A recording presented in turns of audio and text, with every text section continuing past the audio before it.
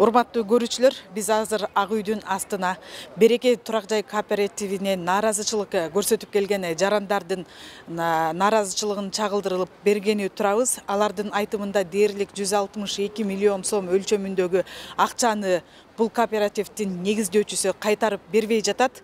Укук коргоо органдарынын айтымына караганда, бул компаниянын корпоративдин негиздөөчүсү Сайназарова Назгүл аттуу жаран кармалган. Учурда тергөө иштери жүрүп жатат. Садыбакасова, Алтынай Нарбаева ушулардын баары реклама кылган. Оштон, Баткенден келди, Бишкектен, Нарынан, Көлдөн эки жактагылар. Анан бүт корпоративдин немелери, офистери жабылды. Только Бишкекте Үмөталиева 84, дагы аны жапканда болбой кайра ачтырып атабыз. Анан бул бир депутаттынбы же соттун аялынын $200 000 алыптыр. Көбөйтүп берем депчи. Анан ал эмеге коюп коюптур, муну таможенныйдан кармап келишиптир ошолор. Эми ошолор бизге ошол бул аялды бербей атат. Депутаттарыбыз, сотторубуз бизди бербей атат да ал аялды. Ал аял айтаптыр, ушулардын 200 000 сен. Башка үйдөн алып бербесин. Биз эмне ошо элдин карапайым элдин акчасын берсин, өзүбүз үй таап алабыз.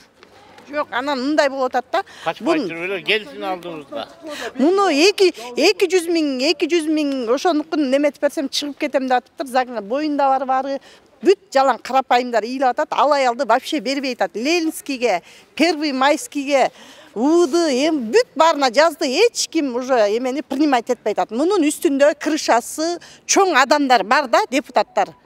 Анан биздин карапайым элди карабай атат. Ушул аялды бизге кандай мыйзам түрүндө карап, ким кайсы аял жетектейт? Бул корпоративди Тажыбаевна Назгүл деген аял. Өзү Баткенден болот экен. Мурун Дордойдо иштечимин, бизнесим аябай көбөйүп кетип, ушундай аштыкты реклама кылган. Артисттердин баары машина алып алыптыр. Бу неме? Садыбакасова, Гүлшайыр Садыбакасова эже $48 000 машина алыптыр. Бая күнү бул балдар айтты, жас бер деп. Нарбаева жөнүнө өзүмө керек болот атат деп $11 000 алган дейт. Калгандагы фактически бүт жалаң артисттерге өзүнүн туугандарына үй, машина алып берген. Бүт өзүнө жумшаган. Карапайым элдин өзү пайдаланган, эч кимдин акчасын бербей атат. Биз ошон үчүн могу депутаттарга келдик эле, Кукуловго, Суравалдиевага, ушу депутаттаргачы. Депутат болордо ушунча суранып, карапайым элдин немеси менен өтүшөт. Анан биздин да көйгөйүбүздү угуп койсун да, ушунча кишини этетиги. Баткенден, Оштон, Алайдан, Нарындан, Жалал-Абадтан, Көлдөн бүт ар кай жерден келишти. Жаш балдардан, өзгөндөн келдиңиз. Сиз каяктан? Мына бияка. Каяктан келдиңиз? Мен Бишкектен эле, бирок Канча акча салдыңыз эле? Мен 500 000 салганмын. Өзү биринчи негизи бул Сайназарова Назгүл биринчи криптовалюта менен иштеген. Криптовалютадан кийин анан кийин Берекени түптөгөн. Мына ушул криптовалютадан да күйдүк, аны деле макул мейли деп аны сызып койдум. Мен Берекеге эметип атам да азырчы. Бул криптовалютаны түздөп алып, буну түзүп, азыр ал жактан деле канча, бизде деле азыр Кыргызстанда билесиңер, жыргап кеткен эч ким жок. Ушунга мынтебиз, антебиз деп рекламасы укмуш болгон үчүн ушу жерге төгүп алганбыз. Карапайым элдердин баардыгы ушул акчабыз жетсе, жыргап эле барып наличка алып албай белек. Ошо жетпеген үчүн бизге окшогондордун ишеничине кирип, мына Назгүл ошол бизди жайдан бери алдап келип, эмизип келе жатты, мына эми. Сиз да каяктан келдиңиз? Мен Өзгөндөн келдим, Өзгөн шаарынан. Биз дагы ушу ишенип, өзүбүздүн үйдө болгон машинабызды сатып, калган процент акча алып, анан төлөп алганбыз да. Азыр эми семьябыз, балдарым мектепке барбай калды, садикке барбай калды, өзүбүз квартирадан сыртка чыгып калдык. Ошентип акчабызды ала албай, кайрылган жерибиз ушул жер болду да. Сиздердин үйүңүздөр 1,5 уктубу? Жок, эч ким. Бардык жерге кайрылып көрдүк, арыз жаздык. Эч ким уккан жок. Акча төккөнбүз, машинага төккөнбүз, үйгө төккөнбүз. Канча ай болду? Бизге уже өтүп кетти сроку. Июнда тийиш керек эле өзү. Канча болду? 4 ай болуп кетти уже. Эки үйгө төккөнбүз, машинага төккөнбүз. Анын дайыны жок, ответин бербейт жок. Суммасы $25 000 болуп кеткен окшой. 25 000 Алдап кеткен 400 кишиси бар. Булар алды 300 000'den artı 3 milyonga дейре үйлөрүн саткан, машиналарын саткан, малын саткан. ушул 400 пайшиктин 200'ü азыр талаада үйү жок, квартиралап жүрөт. Булар башында ишенген бу кишилер. Биз жаңачылып атабыз, 15%-тен асалып атабыз. Мындай кооператив бул Кыргызстанда жок деп ачышкан булар. Ар кимдин 7-ден 3-тен 5-тен миллион сомдорун алгандар мына могулар. Мына эң башчысы могу Сайназарова, андан кийин Рысбаева, андан кийин Матазимов, андан Келдибекова, андан кийин Матазимова, булар тууганчылык жайы барбы, аялыбы, карындашыбы Бекбоев, анан Сатыбалдиева, ушул 400 кишинин акчасын бүт ушулар алган. Мунун арасында эң мына могу Сайназаровадан кийинки эле Апышева Айнура деген бар. Бул сүрөтү чыкпай калыптыр. Мына ушул могу 400 деген кишинин ушул адал эмгегин алдап жеп кеткен мына ушул жерде турган 7 киши. Булардын мингендери 570-тик, 470-тик, элитни 3-төн 4-төн квартирада турат.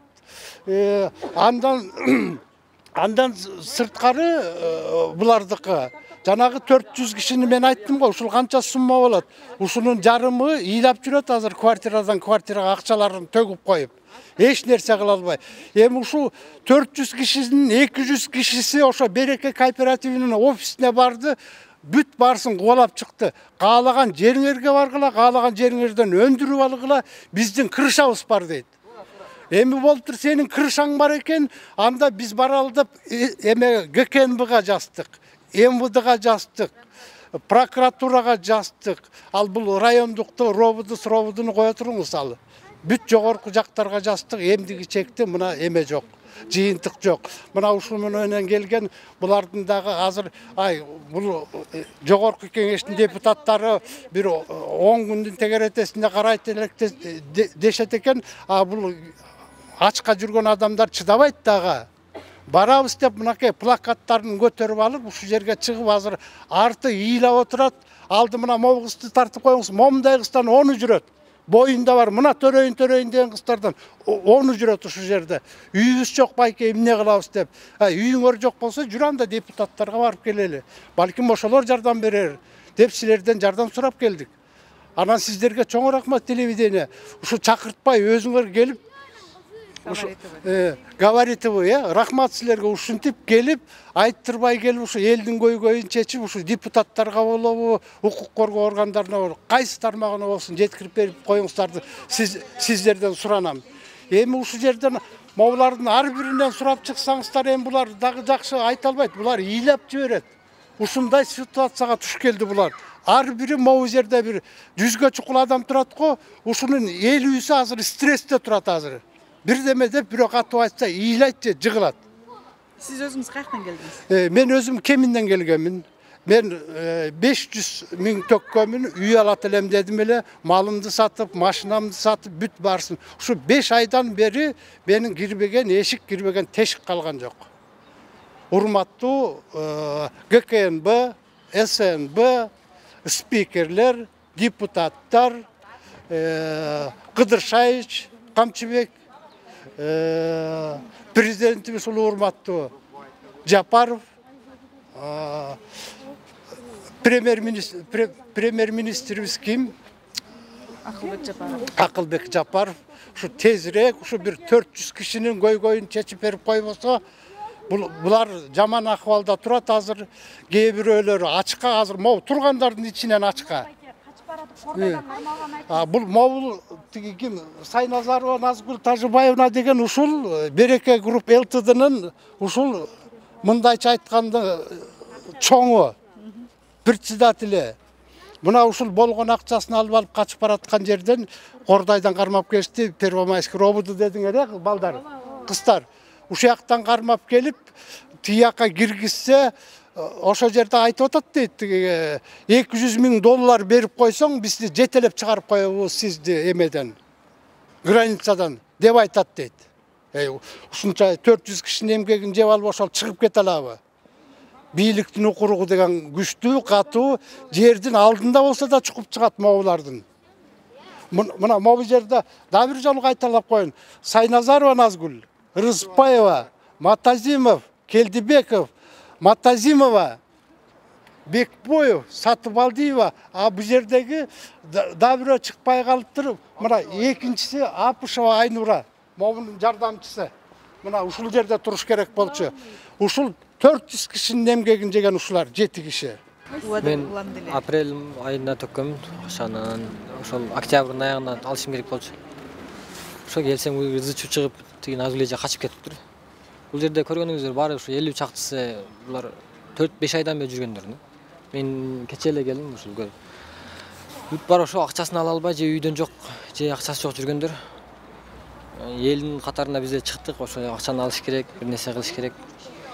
Бүт бар менеджерлер деле курап, чуркап жүргөн менеджерлер бар. Ошомо учредителдердин жетөөсү ушул баары жооп бере турган ушулар да. Биз эми кайрыла турганыбыз бир гана ошол прямой бийликке кайрылышыбыз керек болот.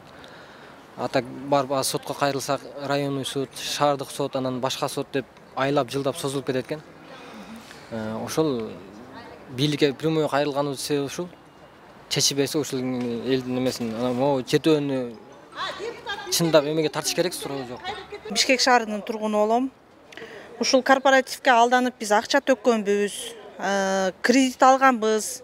Мен айына 22 000 сом кредит төлөйм. Ушулардын айынан. Же үйдөн жок, же акчадан жок жүрөбүз. Кризис болуп атабыз, биз мына акчаңарды берели деп же бирөөс чалышпайт. Барбаган жерибиз калган жок. Жайдан бери заявление жазып жүргөндөр бар. Эгер мамлекетте бизде акыйкатчылык болсо, закон иштесе, мыйзам иштесе, эмки чекте ошолордун акчасын чекесинен болсо да жок дегенде акчабызды кайтарып бермек. Азыр же акчабыздан жок. Заявление жазабыз, мына кайрылабыз десек, билген жериңерге баргыла деп атат. Бул значит деген бизге мыйзам иштебейт. Биз ушундай мошенничество менен, ушундай аферистик жол менен ушинтип тоной беребиз деген маани болуп атат да бул жагычы. Биз бул жакка эмнеге чогулдук? Акыйкат издеп чогулдук. Биздин укугубузду коргоп бергиле, жок дегенде неме акчабызды кайтарып бергиле, ушуга жардам бергиле деп чогулдук да негизичи. Ана мына биздин положениябыз мына мен деле бүгүн эртең төрөйм деп турам, бирок мен өзүмдүн ден соолугумду, баламдын ден соолугун рисковать этип ушул жакта жүрөм мен. Жыргагандан жүрөмбү. Биз деле 2-3 баланын ата-энесибиз, квартирада жашайбыз, кредит төлөйбүз. Единственный кормилец жалгыз гана жолдошум иштейт. Болгон тапкан акчанын баары мына кредитке төлөп коюп отурабыз. Ишенбесеңиздер, пожалуйста, мен үйүмө барып, мен акыбалымды көргүлө, жашаган мисалы ситуациямды көргүлө, жеген тамак ашымды көргүлө мисалы. Ушундай отурабыз, ушундай аферисттерге алданып отурабыз. Ушуга биз единственный жалгыз гана суранчыбыз ушу акыйкат издеп ушул жака чыктык. Карапайым элдин биздин көгөйүбүздү угуп, мамлекет бизге бир жардам берер. Ушул көгөйүбүздү чечип беришиңиздерди суранабыз. Болгон ошол. Действительно бул жерде деген аябагандай чоң тиги мафия бар экен да. Элдердин баары тиги жанталашып, ушу карапайым элдер акчасын чогултуп, үй алалы, машина алалы десе, ошону деген криптовалюта, майнинг ар кайсы тиги өздөрүнүн иштерине жумшап салыптыр элдердин тиги акчаларынча. А элдер деген отчет сурап атат да, эмне тиги отчетуңарды бербейсиңерби? Канча киши деген тиги пайшык болду, канчасы машина алды, канчасы үй алды, канча акча деген банкта турат деп. Алар болсо айтат, биз дегенде эч качан отчет түскөн эмеспиз дейт. Башынан эле договору туура эмес түзүлүптүр. А жерде деген бир күнү договорун карасаң, тиги үйлөрдүн баары бүт пайшиктерге жасалат дейт. Бир күнү карасаң эле кайра основасын өзгөртүп эле кайра деген кооперативге жасалат деп ошентип элдерди алдап, юристке тиги услугасына бир карасаң 20 000 дейт, бир карасаң 10 000 деп ошентип ар кандайларды жаздырып атат да, договорлорду менять этип. Анан булардын баары деген туура эмес да. Элдер деген өздөрүнүн акчаларын салып атабы, элдер кайра ошого үй алыш керек же машина алыш керек. А элдерге деген булар даже элдерге айтып атат, силер эмне кылсаңар ошо алгыла деп атат. Колуңардан келсе көтөрүп туруп аткан асманыңарды таштап жибергиле. Биздики все захвачено деп атат. Эмне кылсаңар дагы колуңардан эчтеке келбейт. 200 тиги $1000 төгөм дагы тиги берүүчү кишиге берем дагы мен за границага чыгып алып кетип калам. Ошо силердин акчаңарга биз адвокат жалдап атабыз деп ошентип атат. Бул деген туура эмес. Элдердин деген тиги маңдай тери менен чогултканда акча, кээ бирөө кредит алган, кээ бирөө болсо үйлөрүн сатып ушактан деген балдарыбызга үй алып берели деп өтө аракет жасаган адамдардын, пайшиктердин акчасын жеп алыш бул деген Кудайга жакпаган иш. Ушуну деген депутаттар, прокуратура, ГКМБ, РОВД бүт баары дегендай элдердин деген өздөрүнүн тиги пайшиктеринде тиги арыз жасаткан кишилерин деген үстүртүдөн карабай, чала карабай, жакшынакай кылып туруп аягына чейин жеткирип берип, ошо элдердин акчаларын колдоруна тапшырып койсун, аябай өтүнөбүз. И депутаттан дагы, ГКМБдан дагы, Ген прокуратура, МВД, РОВД ушуларды баардык элдерди босотуп ыйлатпасын деген тилегибиз бар. Акчабызды алып беришсин. Ушу элдин карапайым элдин көйгөйүн чечип берип, акчаларын берсин, үйдө алып бербесин. Мен бир тууган карындашым үчүн келдим. Азыр жарым жан болуп больницада жатат. Бир буту иштебейт. Непте үй алып берип коелду, ошон үчүн жүгүрүп жүрүп 1 миллион акчаны жедирип отурабыз. Ошон берсин акчаны. Ташип президентибиз Садыр Нуркожоев ушуларга кайрылуу айтып атабыз. Жана депутаттарга, урматтуу депутаттар, силерге баардыгыңарга ушу элдин көйгөйүн чечип бергениңерге суранабыз. Эл үчүн иштегиле, эл үчүн. Эл үчүн иштегиле, ызычы жок эле. Элдин көйгөйүн чечип берсеңер, депутаттарга, президентке деле эл иш жолобойт, кереги деле жок. Үйүнө да ушу акчасын берсин, чечип берсин ушу элдин көйгөйүн. Күтүклөр биякта митинг кылганы болбойт, эже судебный чыксын. Бизде да жумуш бар. Эми бизде эжеке биз депутаттарды атырак чыккыла деп айта албайбыз да. Айтыш керек. Силерге керек бар бул плакаттарды жинап коюш керек. Эжеке сизге керекпи? Азыр мен чара колдонуп силерди дастап кылам. Жок, керекпи? Өзүбүзбү? Жок, керекпи ошо? Кереги жок да. Бири-бирибизди түшүнөлүк да. Сиз бизди түшүнбөй атасыз да. Ошо силер түшүнбөө үчүн шака келдик. Биз деле силер эмес, эжеке, биз сизди түшүнүп атабыз. Азыр бийлик туура иш кылып атат. Биз бийликке нааразы эмеспиз. Биз ошондойлорго тоскоол кошпогонуң үчүн, тоскоол кылбаганыңар үчүн, карапайым элди дагы эле каныңызды ичкениңер үчүн, ушул жерге үнүңүз жетпеген үчүн. Жакшылап сүйлөңүз. Сиз азыр бизди обвинять этип атасыз. Мен именно сен эмес, органдардын адамдары.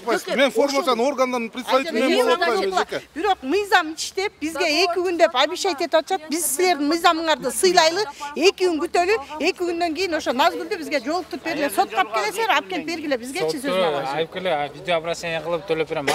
Мындай болгондо ошо күнүчү. Күндөлүк кылып атат видео, күндөлүк кылып атат. Ошо, аны жолуктурабыз. Бизге де ташип Алтурбай расписка жазып берген. Камчыбек ташип уруксат берген деген.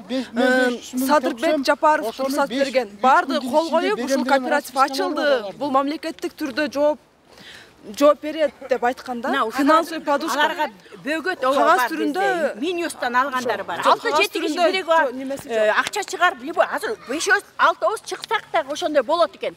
Минюстан бизге уруксат берип коюп ачык болот экен.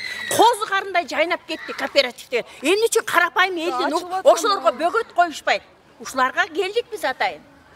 Эч кандай финансовый подушкасы жок эле ачылып алып туруп бизди алдып атат да. Мен 2 жаш балам менен көчөдө калдым да азырчы. Бара турган жерибиз жок, Жалалбаттан келдик. Азыр даже каерде түнөдүк. Зорго квартира таптык жатып, ошондойлор келгендер түнөп атып, офисте дагы жаптырып коюшту уже. Булар эчтек талада калышты. Гостиница оңой базы 1000 сомдон, күнүнө 1000 сомдон төлөп жатып атышат. Оңойбу? Мыйзам иштеп атабы, иштебей атабы, билбей атабыз да. Ал деген мен чыгып кетем деп атат. Уже мен жанагы депутаттын аялына $200,000 төлөп берсем, берекеге башым да оорубай чыгып кетем деп атат. Биздин акчабыз 30 адам келдик Жалалбатта. Назгүл Тажибаевна чалып бизге сүйлөштү да, айтып атат. Эмне кыла аласыңар, акчаңарды бербей койсом деп атат. Эмне кыла аласыңар деп биз менен камалбайт, мен камалбаймын деп атат. Бардык жерден курук чыгып кетем деп айтып атат да, элдичи. Крышамдар деп атат. Крышам.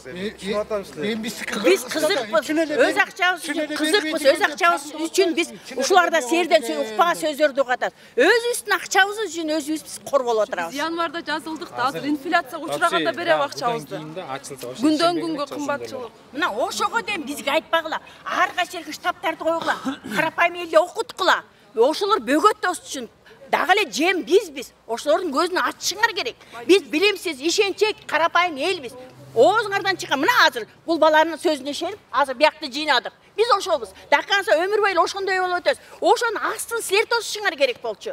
Ошолорго бөгөт коюшуңар керек болчу. Ошолорду алып чыгып эл алдында соттошуңар керек болчу. Ошондой экинчи ачылбайт андайлар. Бизде окугубуз жок аны текшерге турганда ошол деген закон жокпу же мыйзам жокпу, иштебей атабы өзү каалагандай эле бир бардак болуп атат да. Мыйзам болгондо эмнеге карапайым элди бирөөнүн бири тиги тогун алса кандай кылат? Анан момча, миллион момча киши 400 миң кишинин акчаларын эң акыркысы эле 1 миллиондон төккөн, 10 миң доллардан төккөн. Оштон келди, Баткенден, Жалал Абадтан, Нарындан, Көлдөн, бүт бардык региондордон келишти барычы.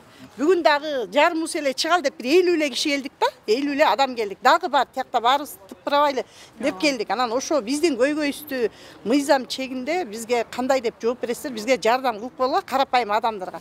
Же карапайымдарды иштебей эле, только чоңдордук эле иштейби деп биз ошого келдик. Эчтеке сурап келген жокпуз силерден. Биринчиден, урматтуу элим, биз мыйзамдуу өлкөдө жашайбыз. Бардыгы мыйзамдуу болот. Өзүңүздөр көрүп турасыңар, азыр мыйзамсыз болгон нерселердин бардыгын биздин өзүбүздүн мыйзам менен кайрып түрмөгө чейин алып кирип атабыз.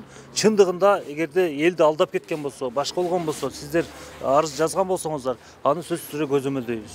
Биз жогорку кеңеш депутаттары мыйзам чыгарат жана ошону көзөмөлдөчү. Сиздер кайрылган арызыңыздардын көчүрмөсүн болсо бизге берсеңиздер, жана ошону сотко кайрылган болсо берсеңиздер, биз колдон келишинче бардыгын көзөмөлдөп, ушул алдап аткандардын колуна камчы менен чабабыз. Эч качан жөн калтырбайбыз. Ушул сиздер айтып аткан канцелярияда бар. Сиз жана тактап атпайсызбы? Көчүрмөсү, менин атыма берип койсоңор, мүмкүн болсо мен өзүм аягына чейин чыкканга аракет кылам. Негизи мыйзам боюнча булар акчасын кайтарып ала алабы? Эгер күнөөлүү тараптын күнөөсү далилденсе. Эми ким күнөөлүү эмес экенин алып сот коет биринчиден. Эгер күнөөсү далилденсе, албетте эгерде күнөөсү далилденген болсо сөзсүз түрдө кайтарып берилет.